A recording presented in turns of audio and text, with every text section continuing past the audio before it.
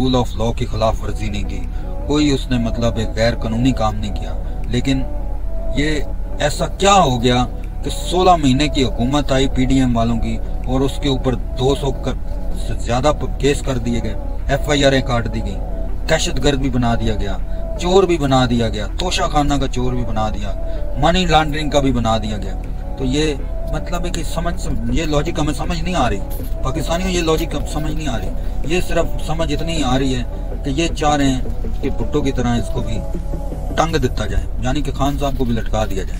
America जो है ना, अमेरिका वो जिस लीडर के पीछे लग जाता है ना, जिस सुपर पावर लीडर जो खड़ा हो जाता है, वो फिर जब तक उसको उसी के लोगों से लटकवा नहीं देना उतनी देर वो आराम से बैठता नहीं है। क्योंकि उसको आगे का अंग्रेज है ना, वो 20-30 साल आगे की सोच रखता है। जब पाकिस्तान और इंडिया आज़ाद हुआ था तो इंडिया ने गोरे को अपने ज़मीन से निकाला था।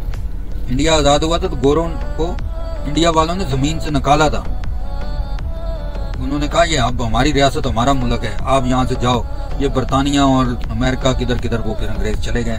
इसी तरह पाकिस्तान से जब निकाला था ना अंग्रेज, पाकिस्तान आज़ाद हुआ था तो अंग्रेज को निकालने के बजाय पाकिस्तानियों ने पता क्या किया था, पाकिस्तानियों ने इनकी दावतें करनी शुरू कर दी थी, खाने पका के दिए थे। और जब देखा उस वक्त फिर अंग्रेज समझ गया था, क्योंकि अंग्रेज, मैंने आपको पहले भी बताया कि 25-30 साल 50 साल आगे की सोच रखता है, ठीक है।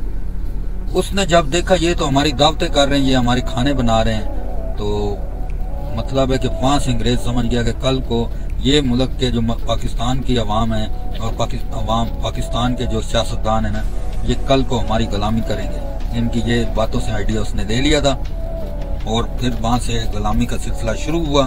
तो आज तक 76 साल हो गए पाकिस्तान को बने हुए और वो गुलामी चलती आ रही है, ठीक है। इंडिया ने लात मार के अंग्रेज को निकाल दिया था जब आज़ाद हुआ था।